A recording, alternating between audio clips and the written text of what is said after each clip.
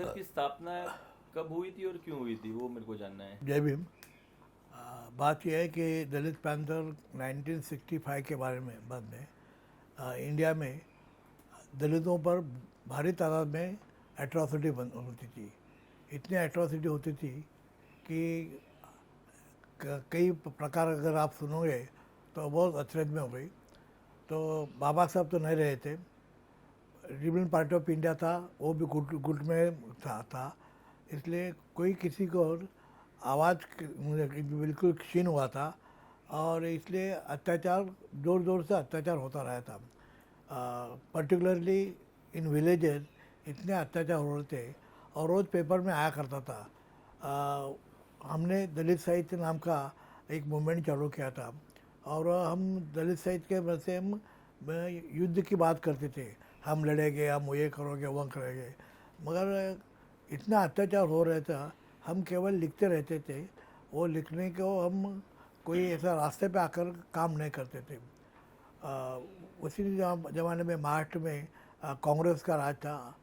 कांग्रेस बड़ी पार्टी थी और कांग्रेस के राज में अत्याचार हो रहा था। प्राइम मिनिस्टर इंदिरा गांधी थी, उसने एक कमेटी स्थापित की थी जिस कमेटी का नाम था एलिया पेरुमल कमेटी। वो बोथ दी हाउस के मेंबर थे, राज्यसभा के और लोकसभा के मेंबर थे। और वो कमेटी को एक कहा था कि आप भारत भर जाओ, वहाँ का एट्रॉसिटी जो होगी उसका रिपोर्ट तैयार कर लो और एक कंसोलिडेटेड रिपोर्ट हमको सादर कर लो, गवर्नमेंट को सादर करो। वो रिपोर्ट का एक मेंबर तो हमारे महाराष्ट्र का भी था, दादा साहब गायकवाड़ था। उसका जो चेयरमैन था वो इलिया पेरुमल था, वो साउथ था और कई मेंबर हर प्रांत से मेंबर थे। वो लोगों ने जो रिपोर्ट दिया वो that was a consolidated report. वो रिपोर्ट जब पेपर में आ गया तो हम लोग को हमारे अपने को शर्म आने लगी कि इतना अत्याचार हो रहा है और हम खाली लिखते रहते हैं। वो लिखने को हम प्रत्यक्ष में कुछ लाते नहीं।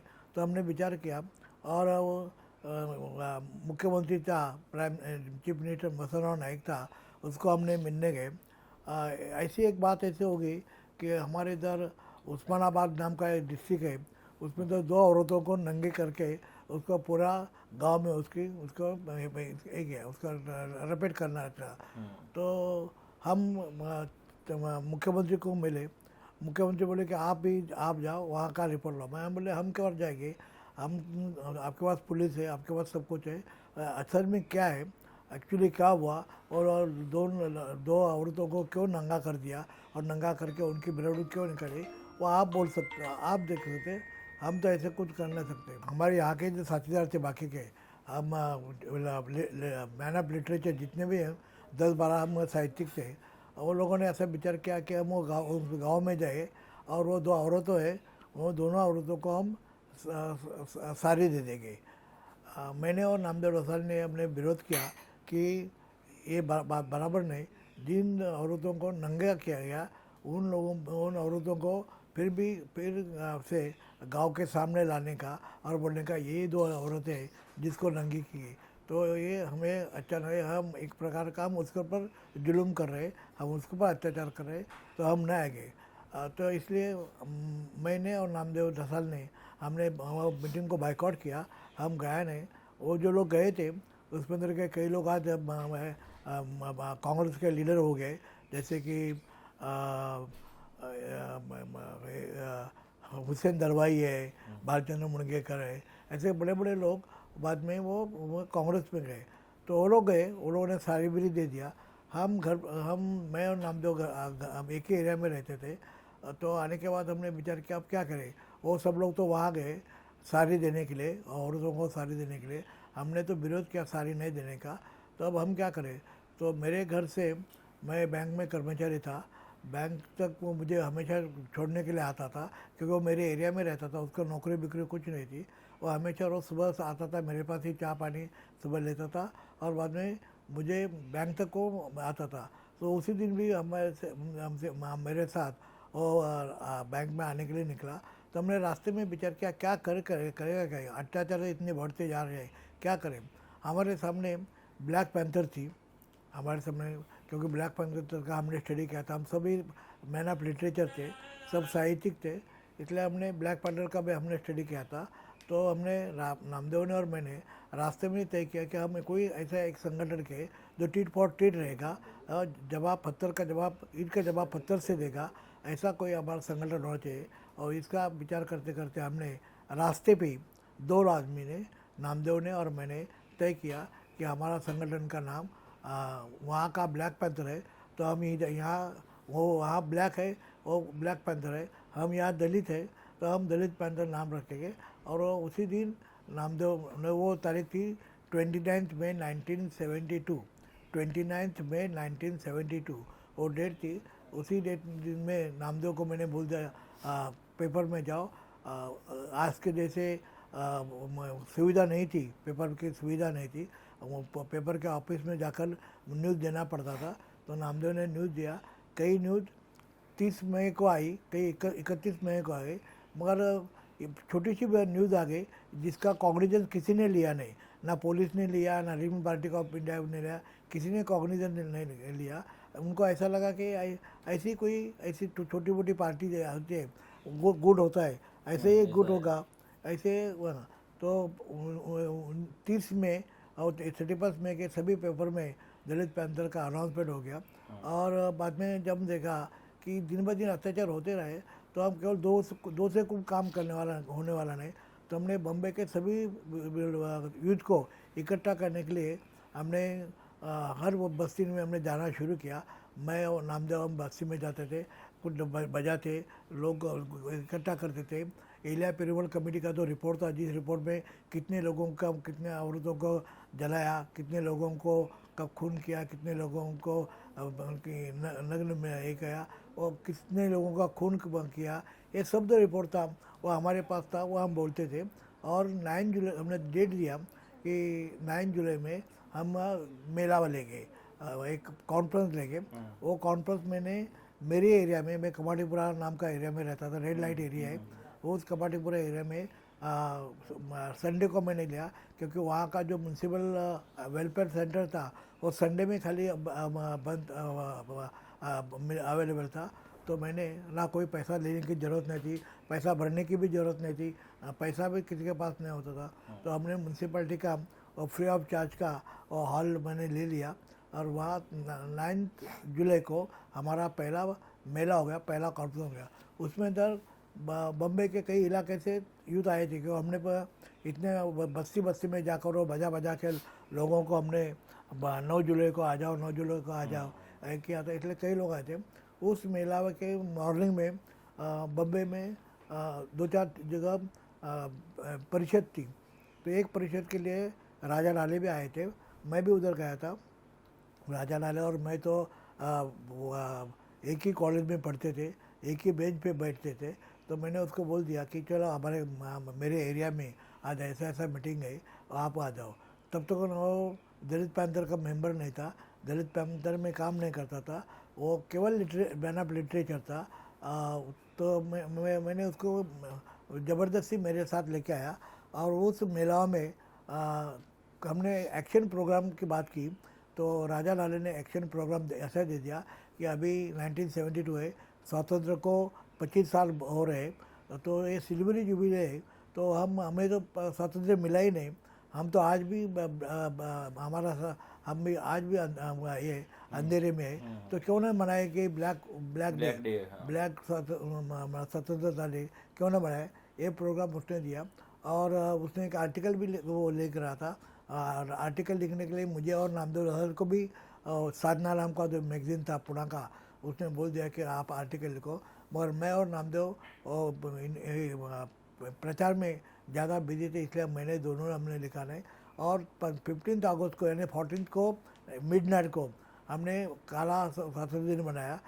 सभी हर जगह ज़्यादा लाइटनिंग थी, 25 ईयर हुआ था, पार्लियामेंट का स्पेशल सेशन हुआ था, असेंबली का भी स्पेशल सेशन हुआ था। तो ये सब हर जगह लाइट ही लाइट थी, और उस लाइट में अंधेरे में हम काला काले कपड़े पहन के, हाथ में काले लेकर हमने उसका निषेध किया। स्वातंत्र हमको मिला नहीं, ये हमारे लिए ब्लैक डे ऐसे के लिए। तो हमारे बाद उसके बाद हमारी अपनी ओन असेंबली स्थापित हो गई, हमारी असेंबली। उस असेंबली का मैं जो चेयरमैन था, और उस असेंबली में ये जितने भी आजकल के जो बड़े लोग हैं आज वो सब हमारे ऑनरेबल मेंबर थे। अंदर एक असेंबली चालू थी, रियल असेंबली चालू थी, जिसमें मृणाल गोरे थी और कई लोग थे।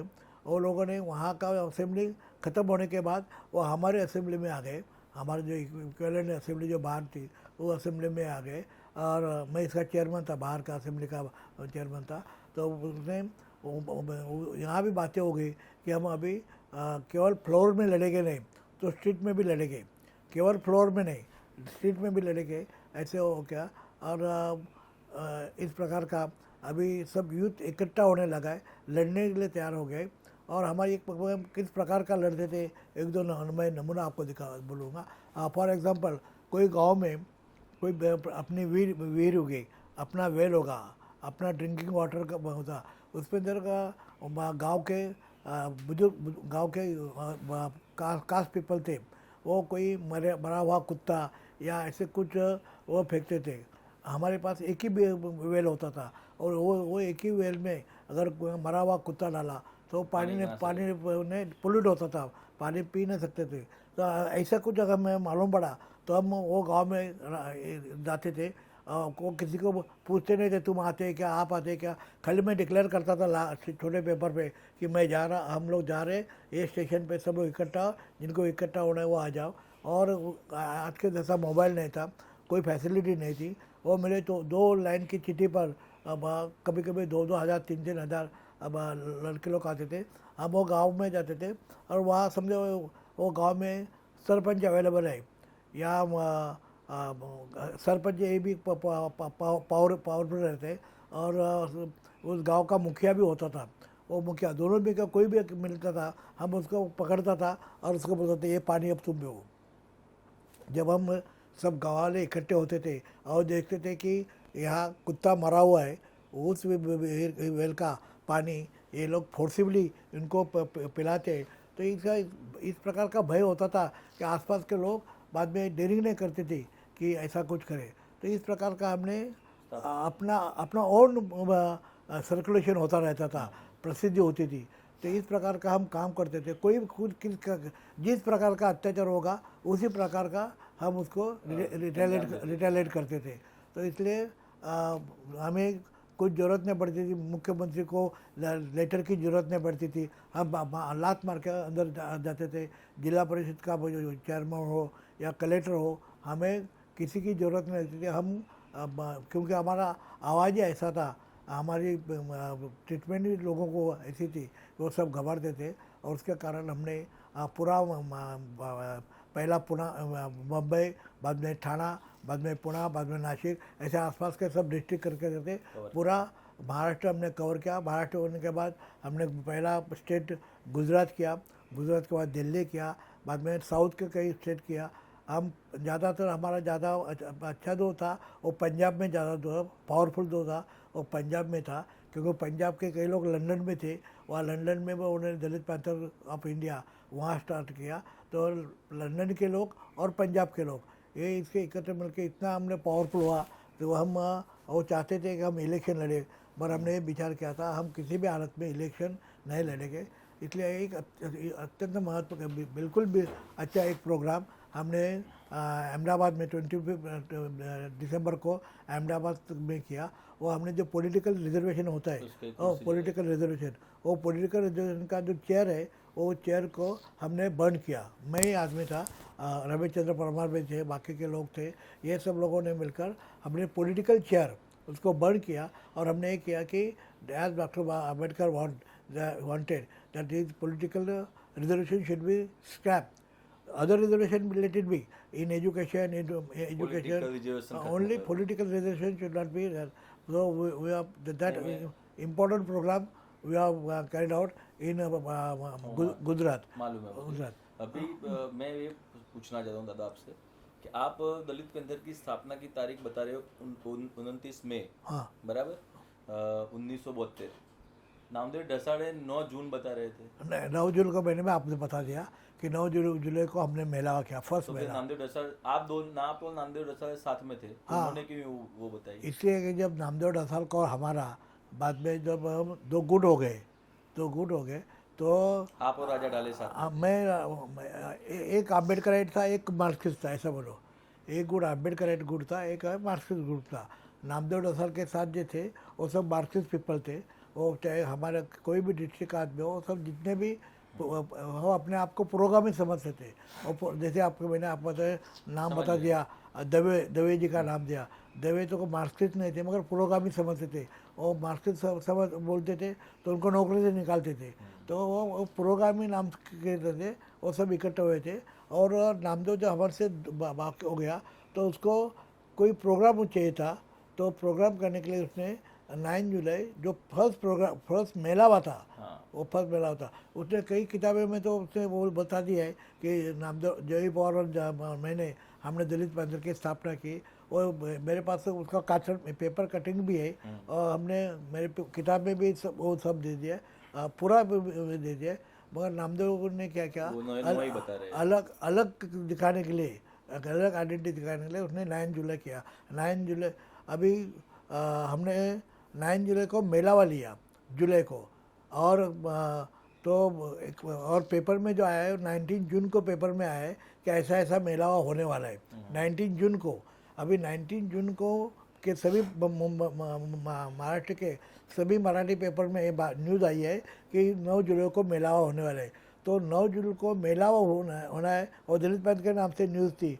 तो इसका यही मतलब है कि पहला कभी ने उसका पहला स्थापित हुआ है और बाद में उसका मेला। जैसे कि हमें सब स्टूडेंट चाहिए थे, यूथ चाहिए थे, तो ये गलत है। और नामदेव डसाल ने केवल दूसरा गुड़ का प्रोग्राम लेने के लिए उसने 9 जुलाई हुआ।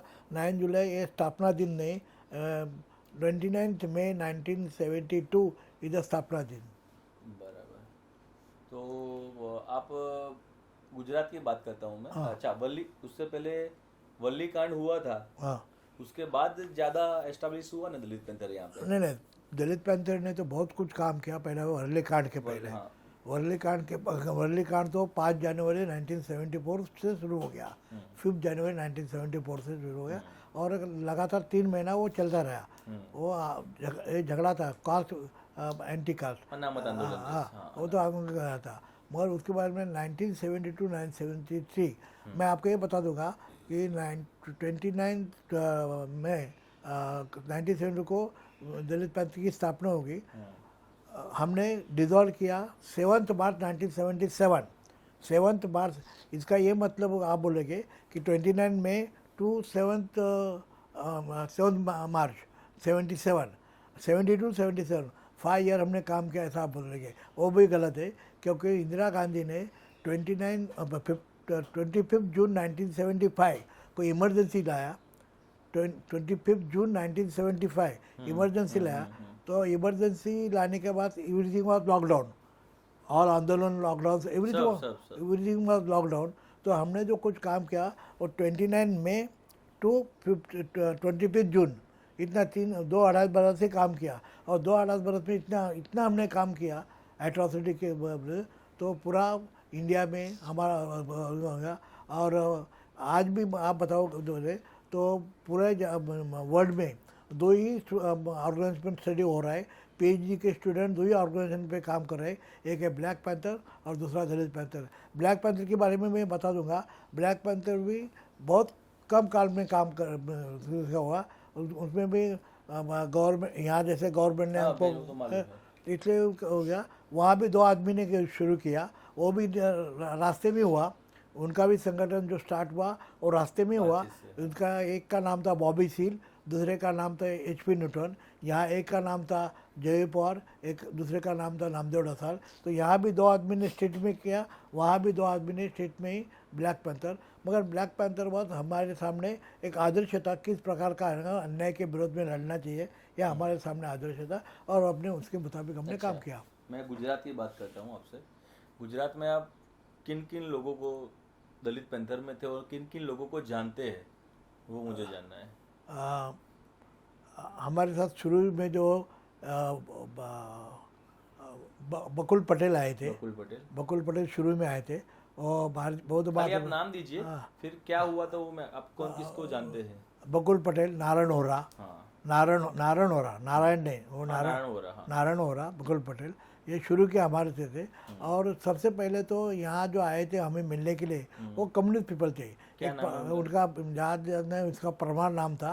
वो कम्युनिस्ट पार्टी का कार्ड होल्डर था, कम्युनिस्ट पार्टी का कार्ड होल्डर। तो हमेशा बॉम्बे में आता था और मैं कबाडीपुरा में था, मुझे हमेशा मिलता था। और उसने वो कार्यक्रम तय किया कि हम अहमदाबाद जाएंगे। वो कार्यक्रम उसने तय किया था। उसको उसके साथ दवे भी थे और कई लोग तो वहाँ के पेपर में काम करने वाले लोग थे। वकील साहब भी थे शुरू में होते थे लोग। और हमें जब हम अहमदाबाद गए, पहला तो इतना बड़ा नहीं मैं वो अहमदाबाद गए वो बाद में बात करते हैं अपने। आपको यहाँ इनविटेशन देने कौन आया था? वो तो परमार नाम का आदमी था, उसका भी मुझे बाकी का नाम मालूम नहीं। उसका 100% परमार नाम था और वो कार्ड मेंबर था कम्युनिस्ट पार्टी का, सीपीआई का था। आनंद परमार? नहीं, मुझे अभी याद नहीं। अच्छा, वालजी भाई पटेल को आप जानते हो? वालजी पटेल कौन है? वालजी भाई पटेल, उनको मैं बोल नहीं सकता, वो कम्युनिस्ट पार्टी के थे क्या, मगर वो बुद्धिस्ट सोसाइटी ऑफ इंडिया में भी काम करते थे। नहीं, वालजी भाई पटेल का गुजरात के दलित पंथर में क्या रोल है? शुरू हमारे आना जाना मिलना जुलना था। हाँ, बाद में तो हम थे, बाद में हमारी जो काम करने की पद्धति थी, उस पद्धति से हम जो प्रमुख था उससे ही पत्रव्यवहार करते थे। जैसे कि हमने प्रमुख कौन था? बाद में जब अहमदाबाद जाने के बाद हमें उसी दिन रमेश चंद्र भाई परमार हमको मिले, उसी दिन अहमदाबाद में आकर मिले। वो खोबरागढ़ी गुट के अध्यक्ष थे। तो हमने बोला, हमने महाराष्ट्र की गुटबाजी को बता दिया और बोला वहाँ सब गुटबाजी अभी नष्ट हो रही है, हम सब लोग हमारे साथ आ रहे, तो आप क्या क्यों खोबरागढ़ कर रहे हैं, आप भी अपना गुट खराब करो और हमारे साथ आए। और उसके 2-3 दिन के बाद वो हम जब तक अहमदाबाद में थे, 3 दिन का हमारा प्रोग्राम था, और तीसरे दिन हमें आके मिले और तभी से हमने उसको दलित पैंथर का अहमदाबाद का चीफ बनाया। इतना ही नहीं, गुजरात का चीफ शुरू में अहमदाबाद का ही, अहमदाबाद गुजरात, बाद में उसको भावनगर, नहीं जो अहमदाबाद का वही गुजरात का था। बाद में तो हमने उसको, हमारा जो अधिवेशन हुआ नागपुर में, अधिवेशन हुआ, उस अधिवेशन का हमने उसको उद्घाटक भी बनाया। रमेश चंद्र भाई परमार को उसका उद्घाटन किया। वो आने वाली थी, साउथ की एक मिनिस्टर आने वाली थी, उसी ज़माने में वो बहुत फेमस थी, वो आने वाली थी। ऑल ऑफ सडन उसके गवर्नमेंट ने उसको मना किया, कि उसके चीफ मिनिस्टर उसने मना किया, क्योंकि ये एंटी सोशल एक्टिविस्ट वाले लोग हैं, वायलेंस वाले लोग हैं। जैसे कि उसी बाद में मोरारजी देसाई भी आए, वो भी मुझे नाम से पहचानते थे। वो बोलते थे आप तो आप तो वायलेंस वाले हैं, हम वायलेंस पे विश्वास नहीं रखते थे। ऐसा करके वो लेडी को भी आने नहीं दिया। तो हम वायलेंस टिट फॉर टेट करते थे। जैसा 1974 में 74 में गुजरात में आए आप? 74 में आफ्टर वरली। हाँ, 14 अप्रैल को जो फंक्शन था बाबा साहब की जन्म जयंती, तब आप लोग गुजरात आए थे। और बाद में दिसंबर में भी गया। हाँ, वो तो मालूम है मेरे को। अभी स्थापना की बात चल रही है, गुजरात में जो चालू हुआ उसकी बात चल रही है। तो 14 तो हम 3 लोग गए थे, राजा डाले, माई सेल्फ और अविनाश वाटेकर। दूसरे नामदेव सर हमारे साथ नहीं आया था। नहीं, आप और राजा ढाले थे? नहीं, वो अविनाश वाटेकर भी था।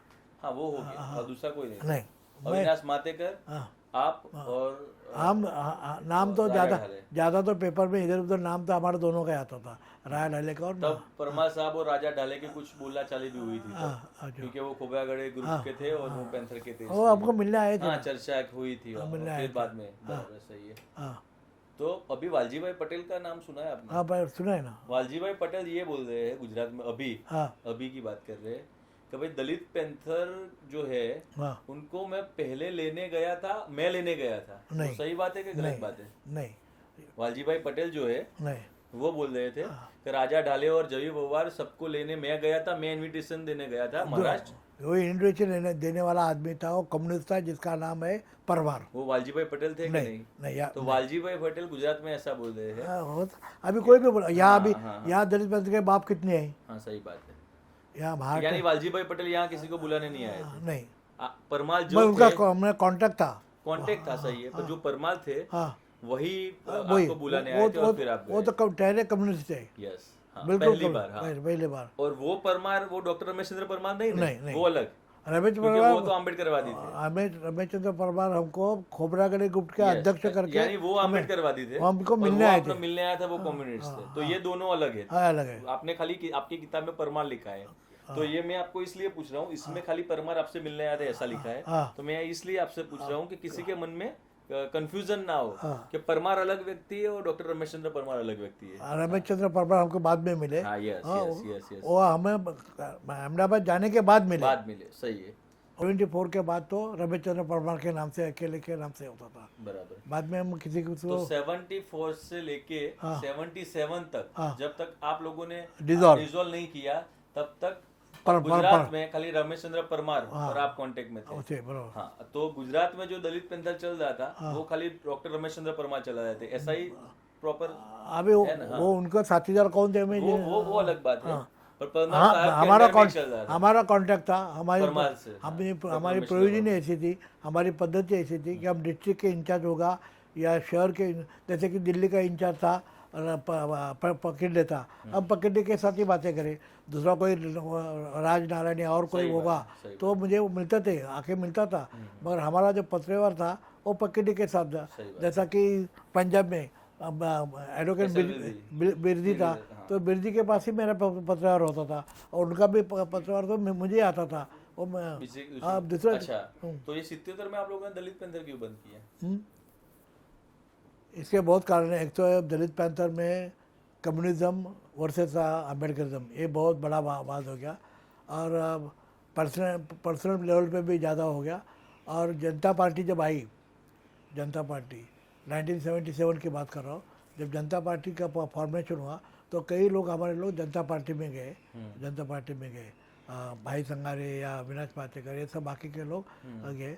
नामदेव तो कम्युनिस्ट पार्टी के था, रोजा देशपांडे यहाँ स्टडी थी।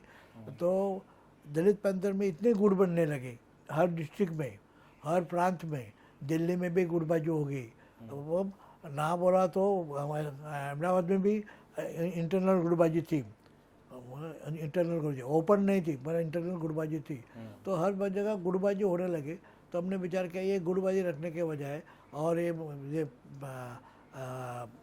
मुख्य विचारधारा है अम्बेडकर या मार्क्स, ये मार्क्स को सब बच्चों को मार्क्सवादी बनाने चाह रहे थे।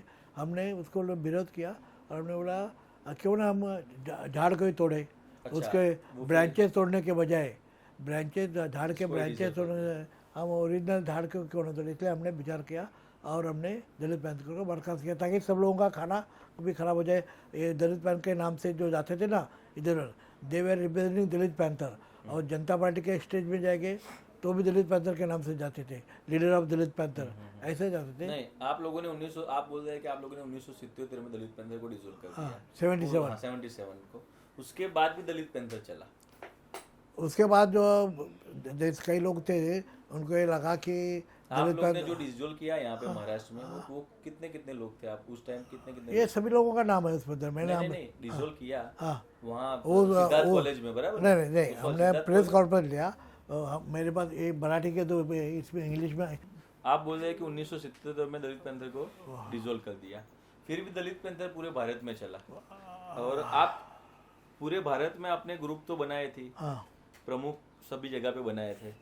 तो आप 3 लोगों ने कैसे डिसीजन ले लिया कि हमने डिसीजन तो पहला 2-4 वक्त मीटिंग में हुआ था, ऐसा एकाएक नहीं हुआ। नासिक में एक बड़ा कॉन्फ्रेंस होता, उसी में डिसॉल्व का होगा। नामदेव को तो हमने नागपुर में ही निकाल दिया था, वहाँ था।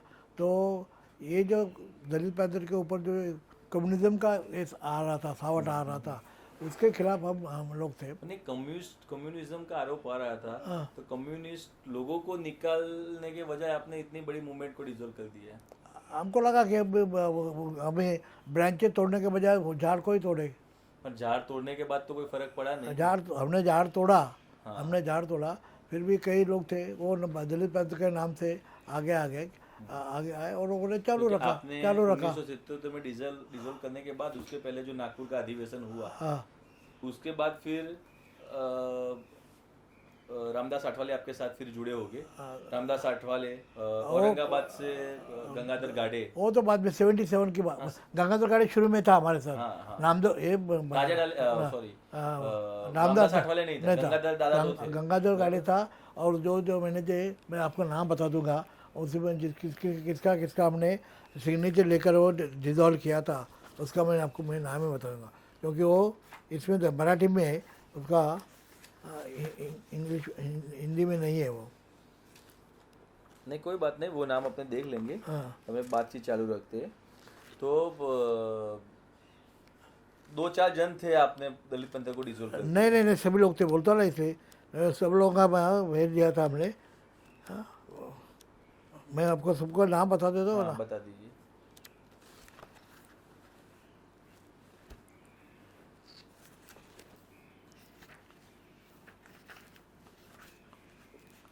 क्योंकि हमने सब मराठी में सब जितने भी छोटी छोटी किताबें थी ना, वो मराठी में हमने डाली है, हिंदी में इंग्लिश। फर्स्ट पेज पे ही गया।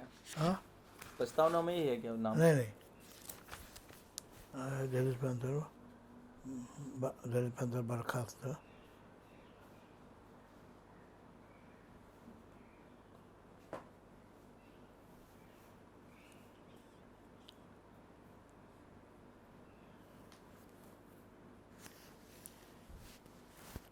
हाँ, 389।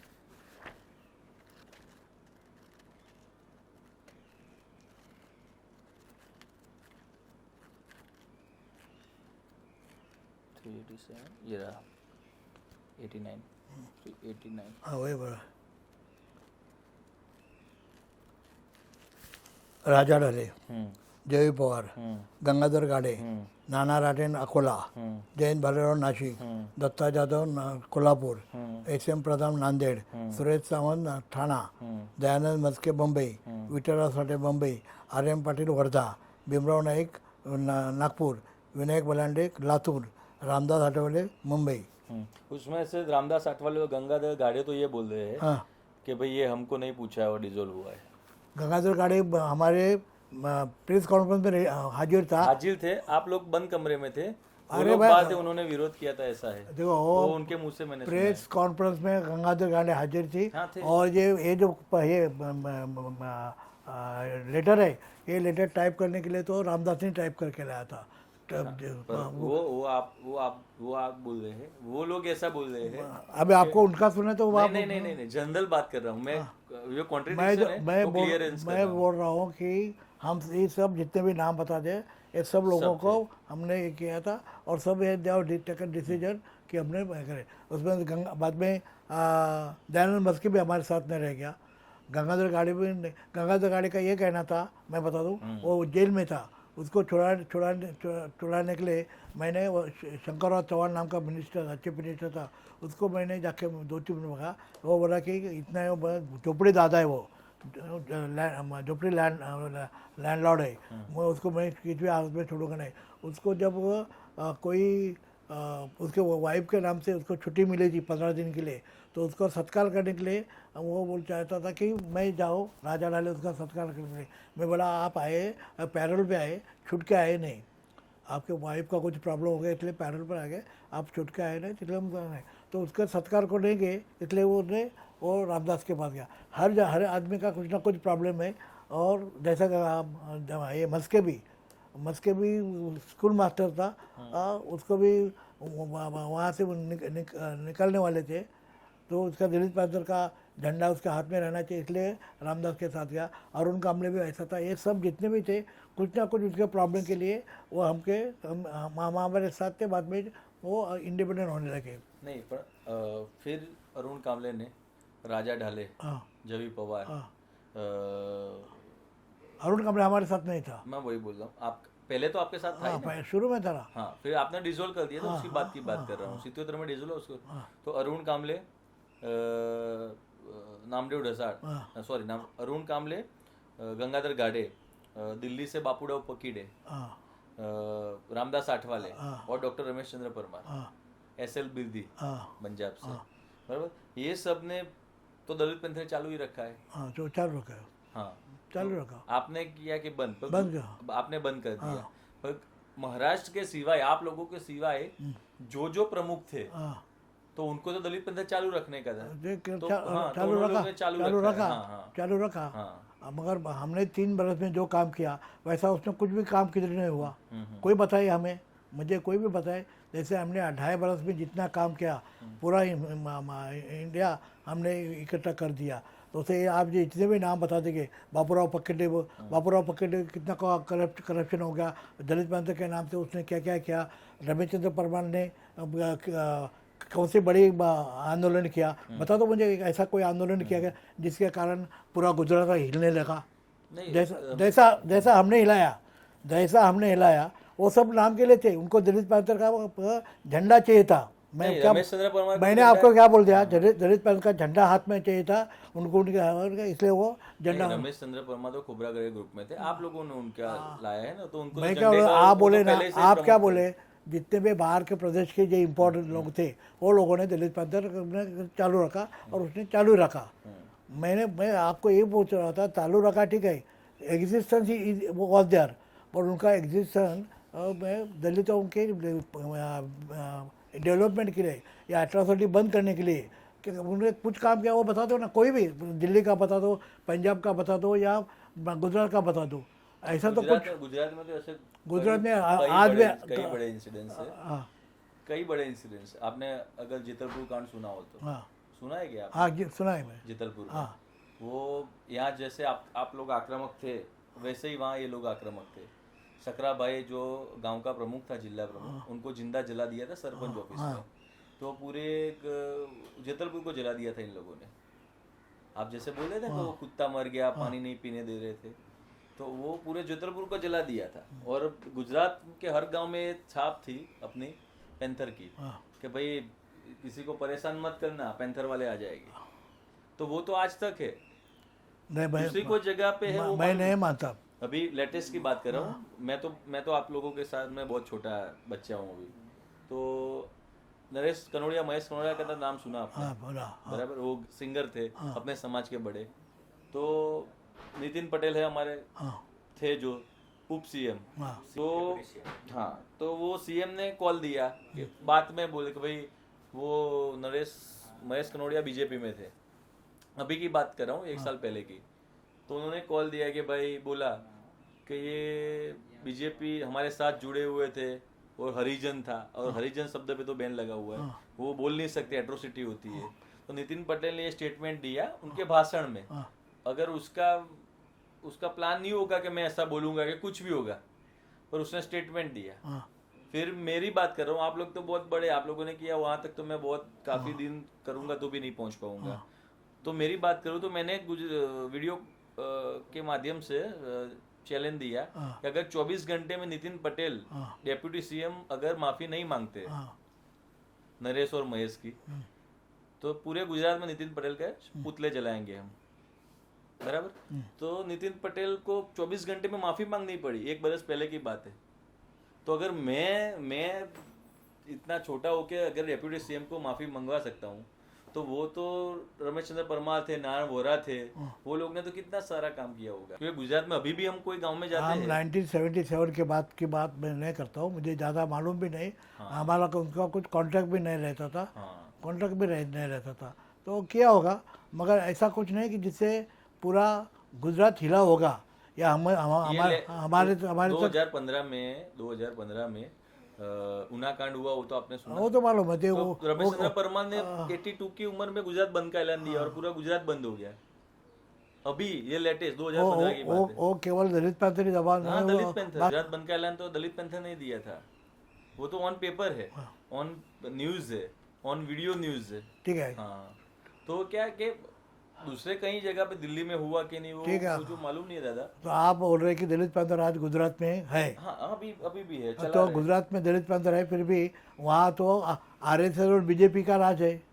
नहीं, वो अपनी सामाजिक मूवमेंट है, अपने सामाजिक मूवमेंट। हम तो जब लड़ते थे तो हमने कांग्रेस के इतना ही किया कि इंदिरा गांधी को हमने रुलाया था, वसंतराव नाइक को हमने 2 दिन के अंदर राजीनामा देने के लिए किया था हमने। सही बात है। मतलब हम पॉलिटिकली नहीं थे, फिर भी हमारा जो था वो कर दिया। आज भी गुजरात में मोदी का या बाकी के सब लोगों का क्या चलता है, हमारे में इतनी गुटबाजी हुई। हम जिस गुटबाजी के विरोध में थे, RPI की गुटबाजी थी, उस गुटबाजी का विरोध थे। हम अपने में गुटबाजी करें, वो हम ख़त्म नहीं कर सके थे, क्या करें।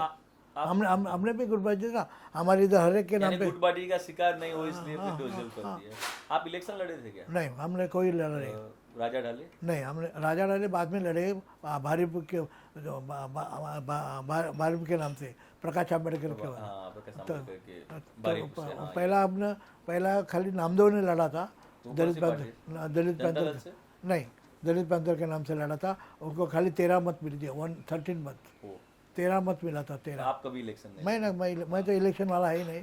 मैं सभी प्रकाश आंबेडकर का पूरा पार्टी में चलाता था, सबका टिकट मैं देता था, टिकट पर सिग्नेचर।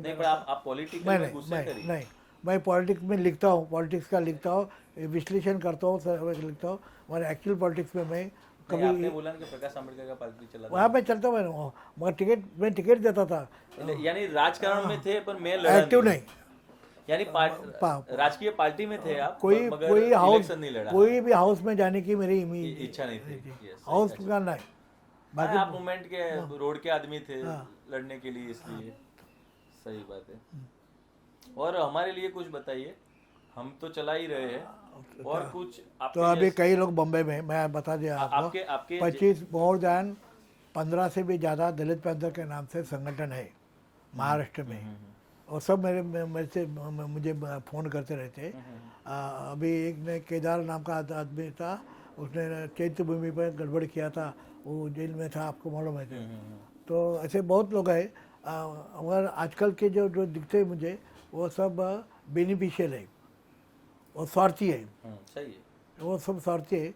वो उनको हाथ में झंडा चाहिए दलित पैंथर का, ताकि वो कुछ गड़बड़ करे, और मैनेजमेंट से बातें करने के लिए मैनेजमेंट बुलाए, और मैनेजमेंट ने बुलाने के बाद ये मेरे लड़के को इधर नौकरी दो, ये इसको यहाँ का ट्रांसफर दो, यहाँ कर दे। वो आप लोगों को किसी ने नहीं किया, वो तो पूरी पुरानी पीढ़ी में किसी ने नहीं किया है। तो ये आजकल जो 15-16 जो वो ये कर रहे हैं। और अभी 50 ईयर्स का कई लोगों ने स्टार्ट किया है, वो भी कम्युनिस्ट पीपल है। जो कम्युनिस्ट लोगों ने, बिकॉज ऑफ कम्युनिस्ट पीपल हमने डिजॉल्व कर दिया। वो कम्युनिस्ट के लोग आजकल, वो कम्युनिज्म नहीं रह गया इंडिया में, कम्युनिस्ट को कोई पूछता नहीं, इसलिए वो कम्युनिस्ट के लोग अभी दलित पैंथर का 50 ईयर्स का प्रोग्राम कर रहे हैं। देखिए, आप बोल रहे कि आप लोगों ने दलित पैंथर डिसॉल्व कर दिया, तो जितने लोगों ने, ये 5-6 लोगों ने दलित पैंथर चलाया, हमने तो कभी ऐसा माना ही नहीं है कि हम आपसे अलग हुए कि आपने डिसॉल्व कर दिया है। हम तो चला ही रहे हैं। आप लोगों का भी जो रोल था वो भी हम पब्लिक को बताते हैं अभी भी, बराबर, वो हम चला रहे हैं। और हम, आप लोगों ने जिस तारीख को दलित पैंथर की स्थापना की थी, वही स्थापना दिन से ही गिन रहे हैं हम भी, कि भाई हमारे 29 में 1972 में दलित पैंथर की स्थापना जय पवार साहब और नामदेव डसाड़ ने और राजा ढाले सब ने मिलके जो की थी, बस वो थियरी पे चल दी है। आप, हालांकि आप अलग हो गए, वो क्या मैटर है, वो साइड की बात है, पर चल रही है। आप लोग फाउंडर है, वो मिट जाने वाले नहीं है, वो तो है ही है, उसमें से कुछ साइड हो नहीं रहा। तो हम भी सोच रहे हैं कि ये 50 साल हो रहे हैं ना अपने, तो गुजरात में एक बड़ा अधिवेशन लेना है हमको भी। तो हम मैं तो अभी कल ही मैंने दलित पैंथर का मैंने 2.5 तास बोल दिया। तो मैंने यही बोला कि वहाँ बॉबी सिल्वी अभी भी जिंदा है, 89-90 उसका ये थे। मैंने उनसे मेरी बातें होती रहती है, फ़ोन पे बातें होती है। मैंने उसको भी बोला है कि यहाँ बम्बई में एक बड़ा प्रोग्राम ऐसा हो जाए ताकि ब्लैक पैंथर का ओरिजिनल मैन न्यूटन भी नहीं है, केवल बॉबी सील है, यहाँ दूसरे कोई नहीं, केवल जेवी पावर है। तो उसको बुला कर एक बड़ा प्रोग्राम करने का इरादा है।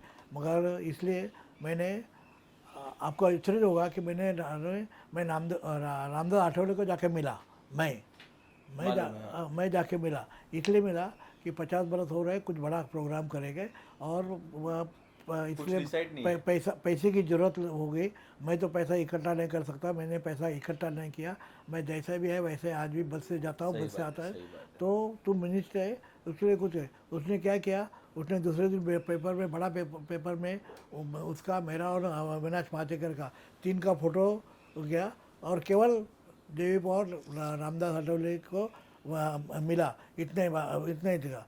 तो लोगों में ये होगी कि क्या जय पवार रामदास के गुट में काम करने जाने वाला है। नहीं वो आपका मैं आज की बात कर रहा हूँ, वो आपका कभी गलत नहीं बोलते रामदास दादा। आज की बात कर रहा हूँ, आज 3 घंटे पहले की, जब मैंने उनको बोला कि अधिवेशन है आप आइए, मैं दादा को भी बोलने जा रहा हूँ अधिवेशन में आने के लिए, तो उन्होंने ऐसा बोला नहीं राहुल, मैं जब भी परिवार ने भी रखा है पहले हम डिसाइड कर लेते हैं फिर आपको बताएंगे।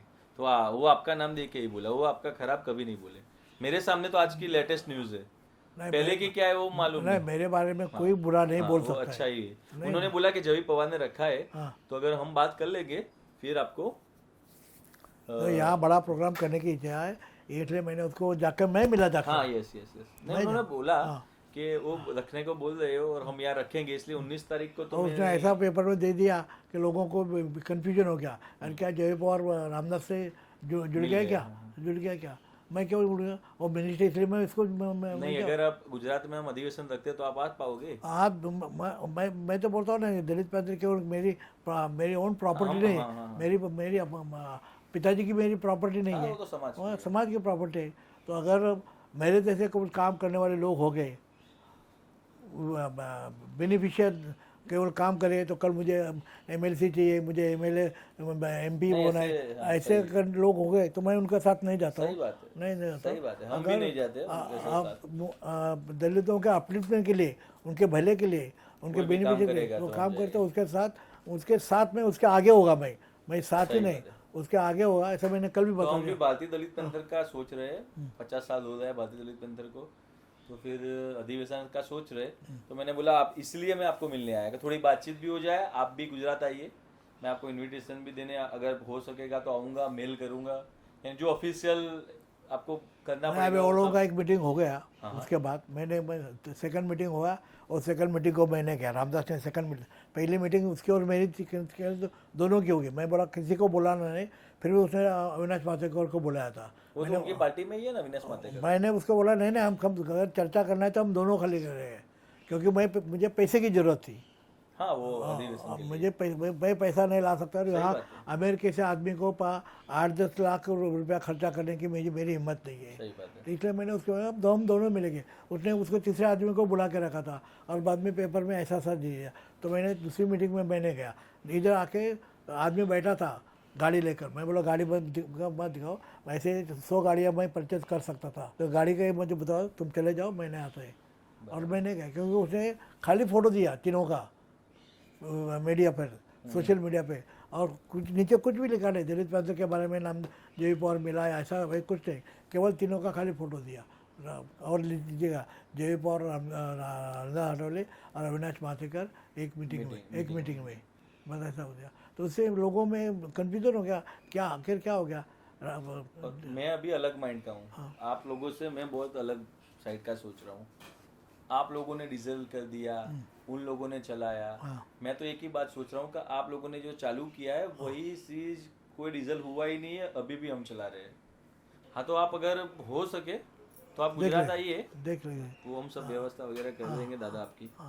तो 29 मई को हम सोच रहे प्लानिंग करने की, अभी लास्ट अंदर प्लानिंग हो गया है। नहीं 29 मई को क्या है, मेरा दूसरी भाषा का किताब,